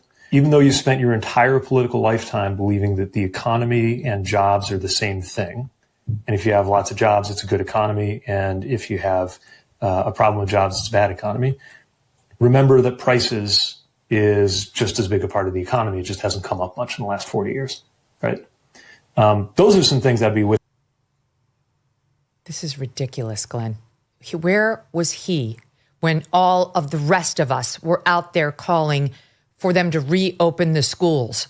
When poor kids in particular, were suffering from massive learning loss, and it was being reported and was obvious, and the kids who needed to get out of the house because there was abuse happening in their homes. And not only did they lose the means of escaping that abuse, but they lost their contact with the first reporters, who tend to be teachers. Where was he then? We look back, all we could find was one tweet, September 7th, 2020. To restore our economy, to fully and safely reopen schools, to move on with our lives, we have to first get this virus under control. That starts with electing Joe Biden. That's it. His husband, Chasten, went and gave an interview with Time in July of 2020, talking about how there's already a flight risk of teachers fleeing the profession. I don't want to see teachers leaving the profession on gurneys, and went on from there. So these two, he and his husband, were not out there calling for schools to open, as many of us were, very vocally. But now he wants to be like Jake Tapper. I understood, now I'm the voice of reason. They should have been reopened. So these are more lies. Yeah, it reminded me of the Jake Tapper epiphany, where he woke up and said, "Head, sometimes governments lie," and Pete Buttigieg woke up and said, "Hey, you can have a lot of jobs, but like if inflation is spiraling out of control, that might be a thing you're supposed to pay attention to." Like, oh, really? But the other thing that really angers me about this, Megyn, like that they should not be able to get away with, it wasn't just that they weren't calling for schools to be reopened. There were a lot of people calling for schools to be reopened. And those types of people, the Pete Buttigieg, the whole Democratic Party, the Fauci worshipers, called the people who were saying that grandma killers, killing teachers, not caring about the science. Same thing with the border. People who were saying, look, we cannot have untrammeled immigration into our country. You know what Democrats called them? White nationalists, racists, white supremacists. So you don't get to just wake up and after doing all of that, because now you see that in order to win an election, you have to pretend to be on the other side and get to say, yeah, I didn't really give that adequate consideration. Their whole worldview went awry and they have to grapple with that. And I don't think they're going to be very credible if they go to the American people and be like, yeah, now we believe in closed borders. We wish we had opened the schools. Why would anyone trust them, given that they have no willingness to say, I got this wrong, and this is why I got it wrong, just like Jake Tapper could have done, but didn't when he wrote that book. Okay, so here's more of that. So Ruben Gallego, he's a Democrat out in Arizona. He won over Kari Lake in that run for the Senate seat. Ruben Gallego comes out on the border in a new interview with the Dispatch. I think the president has done well with securing the border. Let's put a victory on that, and then let's figure out how to, in an organized way, deal with the 9 to 12 million people that are here illegally. Let's put a victory on that, Glenn. Cool. Good job. Trump took care of securing the border. That's great. Now we're just going to move on, and we're just going to forget how the border got opened for 4 years, letting millions flood in to kill and maim and rape and hook on drugs so many innocent Americans. I don't know what I did to you, Megyn, but you're showing me like the worst people saying the worst things throughout this entire show. And it's like I'm trying so hard to endure it, but it's one after the next. No, because also remember the Democrats kept saying it's so, this was their big excuse was we would love to help close the border. The problem is that we can't because we need bipartisan legislation to do it. And Trump blocked it in order to get a political advantage in the election. Trump didn't have bipartisan legislation on the border, and yet he single-handedly got the border closed exactly the way that Republicans were saying Joe Biden could have done with the stroke of a pen had he really wanted to. Look at how often the things that they're saying, like vehemently and loudly and in their media, end up being disproven. And then Ruben Gallego is like, oh, okay, I guess he accomplished this little trivial thing where he closed the border. Let's move on now to some other debate where we can focus on moving forward. He's also out there, because he's an Arizona Democrat, trying to moderate on the issue of boys in girls' sports. In that same interview, he says there are some sports that some of these trans children should not be playing, adding that it should be up to local institutions like school boards or associations to figure out the games and sports where there, quote, should be separation based on biology. Okay, and then he went on to talk about how the messaging to trans kids needs to be super kind. Okay. They're going through this right now in California, where Gavin Newsom came out and gave that lip service to Charlie Kirk. It's unfair. It's unfair. And then when pressed, when he was not standing next to Charlie Kirk, said, gee, it just affects such a small number of people. I can't really figure out what to do about it. So sorry, I can't figure it out. We're not going to do anything. And now it's really coming to a head in California, because here we are Thursday, tomorrow's Friday, and the state championships in track and field for high school they're tomorrow. They are tomorrow, Saturday. And the din is getting very, very loud, even amongst California liberal parents saying this boy who says he's a girl should not compete. He's stolen enough medals and blue ribbons and top spots from our girls. He should not compete. And the local, like the California Foundation that runs sports, has now, after Trump issued a very scathing Truth Social post saying, I'm going to sick the DOJ on you for not abiding by Title IX, which he now has done, and I'm going to stop it. I'm not going to let this boy compete. And there really are means of doing it if he wants to get serious about it. What he's really trying to do is uphold a federal law that would take precedence over the local, quote, human rights laws, which is what California is relying on. And we talked about this with Dersh yesterday, but obviously because of the supremacy clause, he does have the right to do that. So in the wake of all that, this local board says, two things. First, they just said, we're going to let girls who didn't get to go to states because of this boy's presence in their preliminaries, go. So if they only take the top 2 and you came in third behind a boy, a girl, and you were the third place finisher, you can go. You can go compete in states. So, okay, that's not going to fix this, but it's at least something.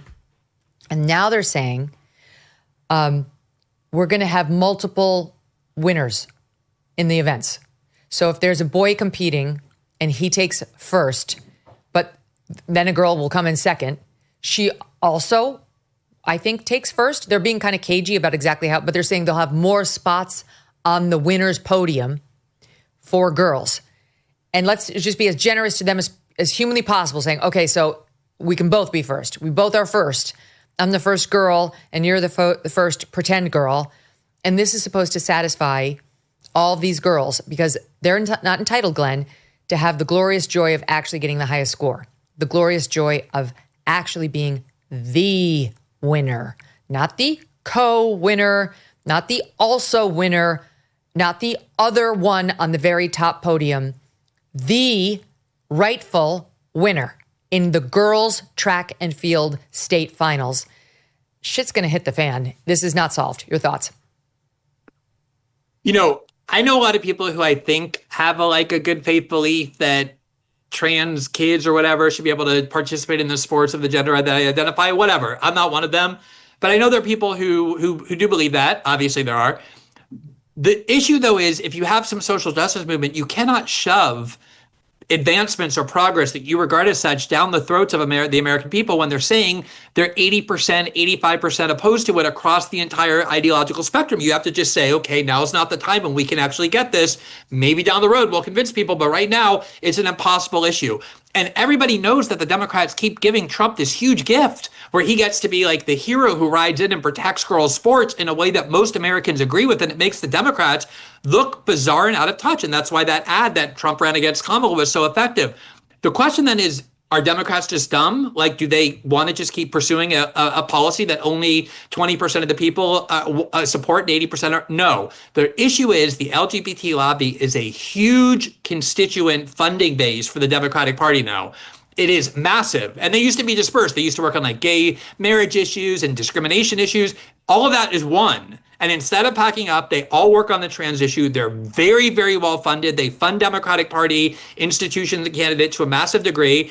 And those groups do not permit Democratic politicians or Democratic candidates to take what is the obviously politically astute thing to say and say, trans adults deserve respect, but we're not at the point where we can let these people participate.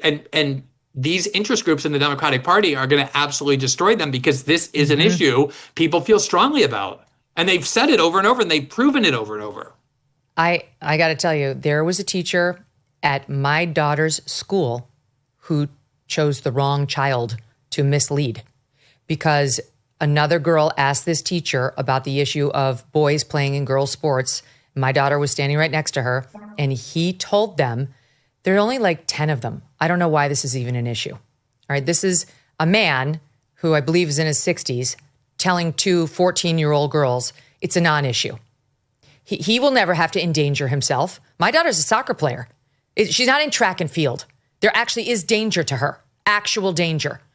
The girls who are in field hockey, the girls who are in rugby, the girls who are in ice hockey, the girls who are in baseball. You could go to the team sports, first of all, can never be addressed the way this fake Band-Aid is trying to address the track and field athletes out in California.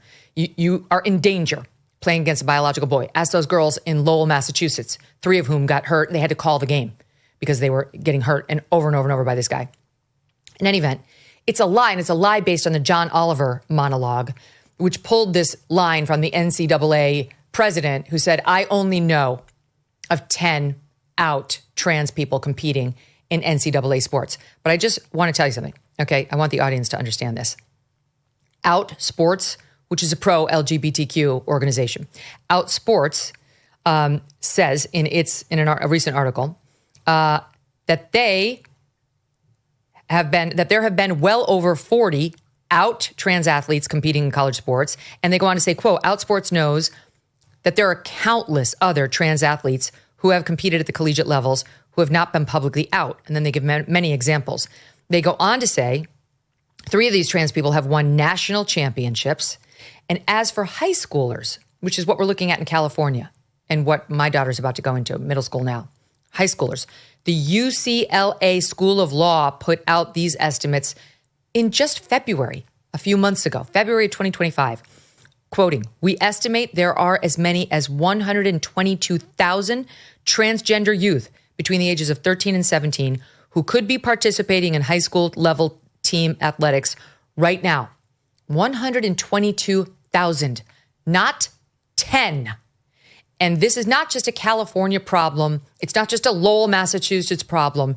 It's a nationwide problem. And these Democrats like Ruben Gallego better get on the right side. And unlike Seth Moulton, stay there or they're going to get voted right out of office. Totally. I mean, Trump just demonstrated that it has a huge political punch. And again, I don't even necessarily think it's because people know these statistics of how many trans athletes there are. It has all kinds of other implications. Like if you believe that trans girls should be able to participate in girls' sports in high school, it has all those other implications for them. The minute a prisoner says, I'm a trans woman, they get put into facilities with women prisoners. So there's a lot of safety issues, but more than safety issues, it's just a thing that Americans aren't ready to accept. They're not ready to endorse this gender ideology that's extremely radical and new. They don't understand it. They don't believe in it. They're concerned by it. They're alarmed by it. And this idea that you're going to force it down their throats and not care about how often they keep telling you that they don't want it, and not only don't they want it, but that they're willing to vote on it. And because it is a proxy to make it seem like Democrats, the perception of Democrats is they don't care what most Americans think. They think they know better. And this is such a perfect proxy for showing that Democrats keep ignoring the fact that 80% of the public doesn't want any of these things because they think they know better and they're just out of touch with the things Americans care about. It's political poison. But I'm telling you, it's because of these interest groups that keep demanding it. Yeah. I always like volleyball, field hockey, basketball. Like, it doesn't work to just say everyone gets a trophy. There are actual safety issues in most sports. We talk about swimming, we talk about track, because there the issue isn't safety, it's fairness, and that's equally important. But in most sports, both of these issues are at play, and you cannot solve for safety by giving out multiple podium spots or medals. Glenn stays with us. We take a break. Don't go away. Every dollar you spend is either supporting your values or working against them. That's just the truth. In today's economy, where you spend your money matters.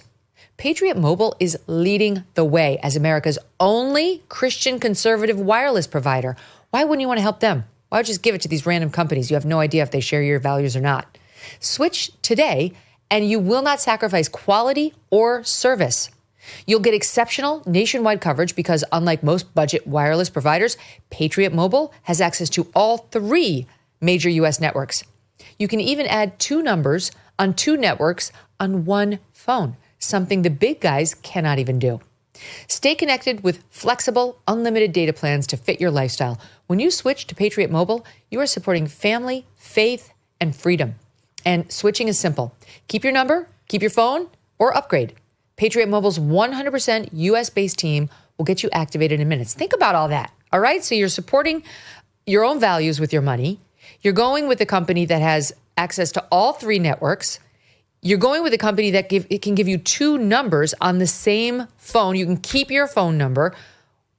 I need to do this. I don't know if I have Patriot. I got to talk Abigail Finan. We have to figure this out. This is a great deal. It's rare that I read the ad and I get talked live into doing it myself as I read it. PatriotMobile.com/Megyn. Let's all do it together.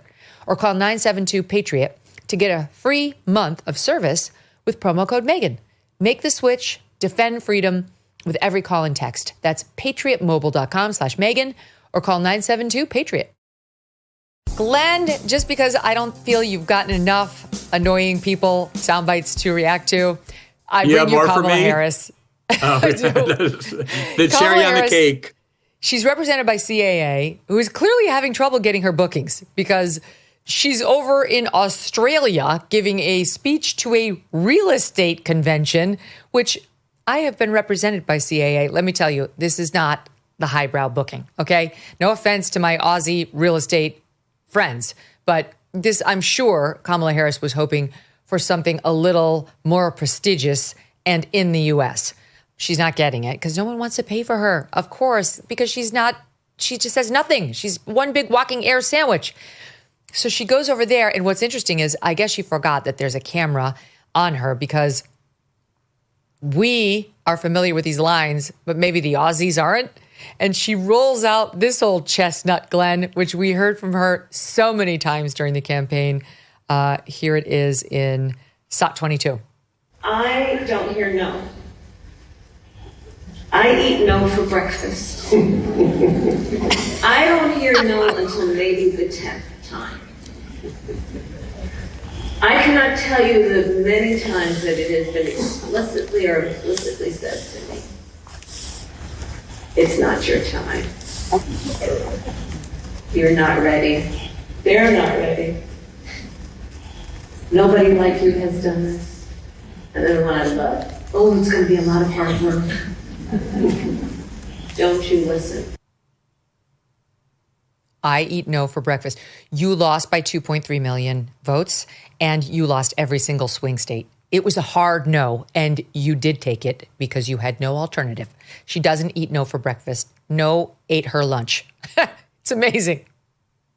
She was also a national laughing stock because of her complete lack of political skill or ability, including being forced out to drop out of the 2020 race before a single vote was cast. And she had absolutely no idea what she was talking about on anything other than law and prosecutions. But also, you know, there were articles recently about Joe Biden's difficulty in having that post-presidential, you know, suck up of millions of dollars because they go speak to think tank groups or investment banks or get paid massive amounts for speeches. Nobody wants to hear Joe Biden speak because everyone knows his brain is melting, but also because he has this stench of defeat and scandal and loserishness. And no one really wanted to hear Biden before. Same with Kamala Harris. She was, I mean, the way the media pretended for about 2 months that she was some cultural phenomenon that the entire country was coalescing around because they were so excited by her dynamism and charisma was one of the funniest things I've ever seen. And what would Kamala Harris have to say about anything? And also, don't you think it's odd that the last 2 or 3 weeks of her presidency was devoted to the idea that Trump really was a fascist, really was Hitler, really was coming to dismantle democracy? He then wins, gets into office, and she just disappears. Yeah. Like she has, as a citizen of the United States, Hitler's she's not in there. Using her platform. Yeah, she's going to like Broadway shows and then that weird wouldn't you be so embarrassed to go give a paid speech to real estate interest in Australia because everybody would know that that's the only people who are willing to have you? Right. That's the problem was like, you know, it'd be one thing if that were like the heels of a 10-city tour and like, okay, she wanted to see Australia, but this is something else entirely. I assume this was not a Freudian slip, but you said during the last few weeks of her presidency, and I got a shiver down my campaign. Spine. Yes, I'm sorry to alarm people in case they thought I was aware of a history that wasn't real. No, unnecessary bile came up there, Glenn. Let me give you one more because this is another one of her favorites. Back on the topic of, well, you'll hear SOT 21. Part of the key to our survival is that we are adaptable, but we are also ambitious. I applaud ambition. I applaud ambition. I think it is a good She's drunk again. To reach. But not without also understanding that in so doing, one must do the hard work. One must understand the context in which they exist. One must be respectful. It's the same. It's the same pablum. Ambition, aspirations, and dreams and hard work. The context in which you exist. She's got no other tools in her arsenal. She has a single small set of words, and only those words can ever be used in any public setting, Glenn. I'm not saying this for a fact. Like, I would honestly pay not to hear that speech more readily than I would pay to hear it. You know, the thing that I just realized, and I've realized it before, but it came to me in this like very specific way with that really particularly like just grating clip. She talks in like with the kind of superficial wisdom of like a very basic self-help book, like the kind of paperback that you pick up about how to like, you know, seize the future or whatever. And they're very simplistic ideas, but she says them as though they're the most profound philosophical revelations. And the like incompatibility of the way she delivers it, as though she's so thoughtful and perceptive and brilliant, combined with the utter idiocy and simplicity of what she's telling you, like it's like a 6th grade lecture on like believing in yourself and nothing more, other than like these drunken guys that are sometimes annoying. It's one of the worst things to have to sit and listen to and endure. I'd rather watch Michelle Obama's podcast. Right. I can't remember what show or movie it was, but they were mocking like the self-help industry. And some character had just read a book or written one called Into Me See. Right? Like Into Me See. That's Kamala Harris. Yeah, I bet she would buy such a book and then repeat its musings as though they were her own and true profundities. It was not supposed to get this bad. You were on top of your bills, and then inflation hit. Groceries, gas, everything shot up. Prices up 26% from just a few years ago. 26. It's not necessarily your fault if you've fallen into debt. Let me share a smarter, faster, far easier way out of debt. It's called Done with Debt, and they're not like other debt relief companies. They don't push loans or bankruptcy on you. Done with Debt has legendary negotiators who go head-to-head with your credit card and loan companies. And they have one goal: to drastically reduce or eliminate your debt altogether. They move lightning fast. Most clients see more money in their pocket month 1. But a word to the wise, hurry, because some of their debt erasing strategies are time sensitive. Consider talking to a Done with Debt strategist before you make another bill payment. It's free. Visit donewithdebt.com. That's donewithdebt.com, donewithdebt.com. Okay, Glenn, so I've got to ask you about what is happening at the FBI, okay? Because this audience knows I do not have a conspiratorial bone in my body. I truly don't. Like, I reject virtually all of them. I just don't. I'm just not like minded toward believing in virtually any of them. Probably too much so, to be honest. But this is weird. Something weird is happening at the FBI, or so it would seem. So Kash Patel sat down with Bret Baier for special report last night, meaning Wednesday evening, and they got into a bit of like what's happening with the Epstein files. Where are they? Listen to this. There are. The Epstein thing, you dealt with Maria, you said, as far as you know, he killed himself. I'm telling you, he killed himself. The other thing on the internet is the Epstein files. What's the answer to that? The answer to that is the same as everything else. I'm not going to withhold information from the American public ever, but I'm also not going to rush to get it out there in a format in which they can't rely on it. So on the Epstein matter or any other matters, we are diligently working on that. And it takes time to go through years of investigations, years of political maneuvering, and years of cover-up to get the American people what they deserve. And that's what I'm going to give them on everything. Yeah. Okay. So that's him talking about Epstein. He said he believes Epstein committed suicide and that they're going through the files to make sure we get everything. This, of course, comes on the heels of Pam Bondi calling all these influencers to the White House and giving them files saying this is everything, only to find out that everything in those files was already publicly released and there was absolutely nothing new in them. Okay. Then she said the FBI's got documents we didn't know about, so we're going to get to the bottom of them. This is months ago. And now he says they're going through them. I mean, it's been a while. I'm not sure. Okay, I'm not saying he's lying. I just don't know what's happening here. I haven't figured it out. So Dan Bongino goes on Fox and Friends, and here he is talking about Epstein, SOT 12. There is nothing in the file at this point on the Epstein case, and there's going to be a disclosure on this coming shortly. We are working through there is video. That is something the public does not. There's video of him killing himself. No, not the actual act, but the entire MCC Bay. It was only one camera. There's video that when you look at the video, and we will release. That's what's taken a while on this. We are working on cleaning it up to make sure you have an enhanced, and we're going to give the original so you don't think there were any shenanigans. You're going to see there's no one there but him. Right. There's just nobody there. So I say to people all the time, if you have a tip, let us know. But there's no DNA, there's no audio, there's no fingerprints, there's no suspects, there's no accomplices, there's no tips, there is nothing. If you have it, I'm happy to see it. There's video clear as day. He's the only person in there and the only person coming out. You can see it. All right, Glenn, what's happening? Because it doesn't take that long to clean up quote, cleanup surveillance video from one camera of one cell. I'm not sure what's happening here. I trust Dan. I don't know Kash as well, but I trust Dan. But I'm not sure we're getting the straight scoop. Well, I think that's the key context, is that the two people kind of being out front on this are Dan Bongino and Kash Patel, who over the last 4 years as kind of pundits and guests on podcasts and the like, have been among the most popular people in the MAGA movement, the most trusted people in the MAGA movement, and also the most militant when it came to the Epstein files.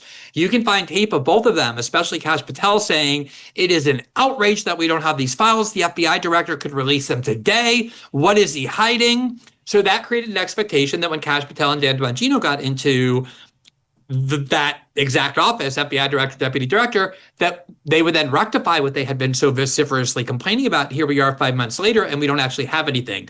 The second thing is, I'm not somebody who really aggressively doubted that Jeffrey Epstein killed himself. I could see somebody who lived a life of luxury and living the high life, facing certain life in prison and deciding it's not worth it and trying to kill themselves. I don't really understand why people kill themselves in a federal prison, but it's happened before. But if they have proof that he killed himself, why don't they release it? That was the whole idea of transparency. And okay, if there's a video that needs work, how about the documents and the file they said they seen? But here's the biggest issue, Megyn, with the Epstein file. The question that has always hovered over the Jeffrey Epstein case was he got that sweetheart deal back in 2010 for trafficking minors for prostitution from Alex Acosta. He barely went to prison, got like a sweetheart deal. And Alex Acosta said afterward, I was told he was intelligence and therefore to leave him alone. So the real question, aside from like, are there people who participated with Jeffrey Epstein that we haven't heard of yet? And I'm not sure of that. We've had a lot of client lists released and the like, was Jeffrey Epstein working with or for foreign intelligence agencies or domestic intelligence agencies? And if they have 1,000 or 5,000 videos of Jeffrey Epstein having sex with minors, feel free to go watch those. That's not what people are interested in them. Why can't they first release those documents about who else, to whom he sex trafficked children, given that nobody has been charged with receiving the sex trafficking, only Epstein with the sex trafficking? Those are the kinds of things that I don't think we're getting very persuasive answers from. And Pam Bondi's excuse, we have all these sex tapes to go through. That's not relevant to either of those questions. Go through those sex tape over years, but in the meantime, give us these relevant documents that you promised very vocally that when you got into power, you would give us. It's starting to smell, for sure. Like when they both gave a joint interview, Dan and Kash, and they were like, no, he committed suicide. They looked like hostages. They have the disadvantage of us having heard countless hours of Dan in particular speaking extemporaneously and from the heart, and he is an honest guy, but there's certain limits to how honest you can be when you're holding these positions. And I had the same reaction that a lot of people had, which is he looks like he's not being fully transparent. What do they know that they don't want us to know? And this is the best theory I've heard, what you just espoused, that it's something having to do with Jeffrey Epstein's ties to intelligence, and that would be something they'd have to keep covered potentially, and they can't say it. They can't be as something we should know, though. Like to be. They would keep it covered, but it's something we should absolutely know. And absolutely, I think but they won't tell that. Exactly. What if he's our asset, right? If he's our asset, like they're not going to run around saying he was our asset. Or an ally's asset, or we should just know that is Jeffrey Epstein committed some of the most grotesque crimes involving huge numbers of American elites over many years. We should know the answer to that question. Was this an intelligence operation at the beginning or at some point in the middle? And they have those answers and we don't. Okay, now here's a second point on the subject of the pipe bombs, which they announced earlier this week. They're going to reopen the investigation into who put a pipe bomb at the DNC offices and also at the RNC offices. And Kamala Harris's motorcade drove right by the one. So Kash Patel first on that. Do we have the SOT now? SOT 45. Does the FBI know who it is? The FBI, under me and Dan Bongino's leadership, has reestablished that investigations of great public importance that almost blew up the DNC and RNC in Washington, D.C., an area in which then Vice President Harris was in the vicinity of, is something that needs to be answered. And we learned that FBI leadership in the prior administration slow-rolled and basically shut that investigation off. So we turned it on. And we have some great leads, and Dan is actually going to talk about that when he does Fox and Friends tomorrow. Okay. You don't want to give us a little something? I can't get ahead of everybody. All right. So the pipe bombs are also suspicious because they were placed on January 5th at the DNC and the RNC, we believe, and discovered the next day, January 6th in the afternoon. And now here we are, 4.5 years later, and we don't have a suspect. And the question there was like, what's going on? Why don't we have a suspect on that? Like a bomb that almost took out the vice president? Like, seems like something we'd have an all hands on deck situation on under Biden and then under Trump, but we didn't. And so then we look forward to Dan Bongino going on Fox and Friends this morning because Kash Patel is the one who teed him up. Like, Dan's going to have more news on that tomorrow. And we didn't cut this out because it was so unfulfilling. I'll just tell you what he said. He was asked exactly, hey, heard there's a major break. What's the news? Quote, "We got a good tip this morning. We're going to run it out. We're not going to be able to make that public, obviously, right away because we have to make sure, we have to go through all the proper steps." Which means there is no news, which means Kash Patel was just trying to bounce pass it to Dan so he could get off of the hot seat, which makes perfect sense because he looked visibly uncomfortable answering that question. And in the beginning of the question, can we just tee it up? Because when I heard it the first time, I thought he dodged. He got out of bounds at the beginning of that question. And then he kind of started a filibuster with filler and then landed it with a bounce pass to Dan. Can we just re-rack it and watch the beginning of that again? Does the FBI know who it is? The FBI, under me and Dan Bongino's leadership, has reestablished that investigations of great public importance that almost blew up the DNC and RNC in Washington, D.C., an area in which then Vice President Harris was in the vicinity of, is something that needs to be answered. And we learned that FBI leadership is something that needs to be answered. No offense to Kash Patel, but that does not sound like a truth teller to me at all. Truth tellers run toward the truth. Yes, we know. No, we don't know. They don't look up and give you general statements about the FBI and general investigatory measures. Something's going on here with the pipe bomb thing. And now Dan Bongino gets on Fox and Friends and says that filler, empty stuff, which didn't advance the ball at all. Yeah, exactly. And you notice the passive phrasing there too. Kash Patel said this is a question that needs to be answered. Like the ones who are supposed to be answering it are you and the FBI. Now, I will say, like it needs to be answered. Yeah, by you. Now, I would say in their defense that I am somewhat sympathetic to the idea that these are gigantic agencies. The FBI is sprawling with files, a lot of other people involved in this. Might take some time to get in, hire your staff, whatever, figure things out. And then, on an investigation like this, make some progress and it might take a little time. But this is not what they were saying over the last 4 years. And what bothers me is the lack of candor, as you were just saying, especially given how much trust they cultivated in people talking about these issues. Like, you should say, here are the leads we have. We haven't followed up on them. We still don't have this evidence. We think we're going to have it shortly. Here's why we don't have it. This world that they're in and all of these things that happen, like the pipe bomber and the Epstein thing, this is a very dark world where like the dark arts are practiced. And I know you're saying you don't believe in conspiracy theories. This is pretty basic about how the U.S. security state functions. And people who get into office, even at high offices, face a lot of pushback from very powerful factions who don't want things revealed that they had set out to reveal. And no matter how honest you are, no matter how strong you are, like Dan Bongino, I think is, once you get into those positions at that level and you're playing that high of a game, there's a lot of other players involved who are doing things to make you nervous, to make you intimidated, to make you scared, or just overruling you. And that, to me, is how they seem. Like, they know they're not telling their supporters what they want to hear or explaining why they can't. And so it seems like there's other things going on that they're bothered by, almost a little alarmed about, and yet not willing to explain. And that's, I think, why everybody keeps feeling you're getting. And they definitely have the disadvantage A lot of people know Kash Patel very well and have listened to him on podcasts endlessly. I'm not one of them, but I know Dan very well. And so it's a disadvantage to Dan because we know how Dan speaks. There's no one more frank. There's no one more direct. So to hear him, try to do the dance a little is like, my spidey senses are up. I love the guy, but something's going on there. There's more news is coming. Our last one, Dan had the following exchange this morning on Fox and Friends about, well, I'll let it play out. Just watch it. Slot 11. We were there a couple of weeks, and luckily there were a lot of people up there who grabbed us by the arm the minute we came in and said, thank you for being here. We need to talk. There are people there who are really horrified at what happened. And there was a room, and we found stuff, a lot of stuff. A hidden room. I wouldn't call it hidden, but hidden from us at least, and not mentioned to us.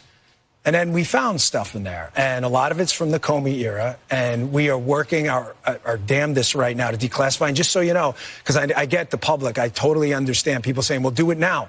The process is not all the information is ours to declassify. Some is other intelligence agencies. It's not, we literally can't do it. Once that gets done and that gets out there and you read some of the stuff we found that, by the way, was not processed through the normal procedure, digitizing it, putting in FBI records. We found it in bags hiding under Jim Comey's FBI. Quickly, you're going to be stunned. You're going to be stunned, he said. Now, that's interesting, Glenn. I believe him that he's not, I think he said stuff because he can't describe classified documents in a way that wouldn't be problematic. So he's trying to be careful about not revealing something he's not at liberty to reveal there, too. But very interesting that James Comey's FBI seems to have been actively hiding some sort of important documents pretty carelessly as well. We know James Comey's FBI engaged in all kinds of massive wrongdoing, ended up disseminating complete falsehoods to interfere in the election, did everything they could to sabotage the Trump campaign, even though it's the gravest abuse of the FBI's power to interfere politically in domestic politics. I'm not surprised there's all sorts of things hidden, and I do think it's going to take them some time to find them out. But I guess the problem, again, I'm having is that this is not an excuse they accepted from other people who had been in office in these offices promising to get to the bottom of these investigations when they were banging on the tables demanding they be released immediately. And I think they need to do a better job of reconciling that, like why they suddenly sound like the very people they spent the last 4 years bashing. Yeah. There's good reasons, but I think they owe an explanation given how blatant this 180 is in terms of how they're speaking and what they're saying. There is more to this story. That Definitely. I think we both can say, and we'll continue to follow it. You got to watch System Update with Glenn on Rumble. Always a pleasure, my friend. Thanks for being here. Always so good to see you, Megyn. Thanks so much. Okay, and I want to tell the audience that we didn't get to the updates on the Diddy trial, and there are a lot of them, as this former assistant to Diddy, yet another, takes a stand and testifies at length, and then this third alleged woman who is the prosecution is claiming he abused. We're going to get to it all in a deep dive on tomorrow's AM Update, which is doing very well. So thanks to all of you who do listen to that, and I hope you enjoy tomorrow's because we're going to bring you all the very latest. We'll talk to you then. Thanks for listening. Grand Canyon University, a private Christian university in beautiful Phoenix, Arizona, believes we are endowed by our Creator with certain unalienable rights to life, liberty, and the pursuit of happiness. GCU believes in equal opportunity and that the American dream starts with purpose. By honoring your career calling, you can impact your family, friends, and your community. Change the world for good by putting others before yourself. Whether your pursuit involves a bachelor's, a master's, or a doctoral degree, GCU's online, on-campus, and hybrid learning environments are designed to help you achieve your unique academic, personal, and professional goals. With over 340 academic programs as of September 2024, GCU meets you where you are and provides a path to help you fulfill your dreams. The pursuit to serve others is yours. Let it flourish. Find your purpose at Grand Canyon University. Private, Christian, affordable. Visit gcu.edu.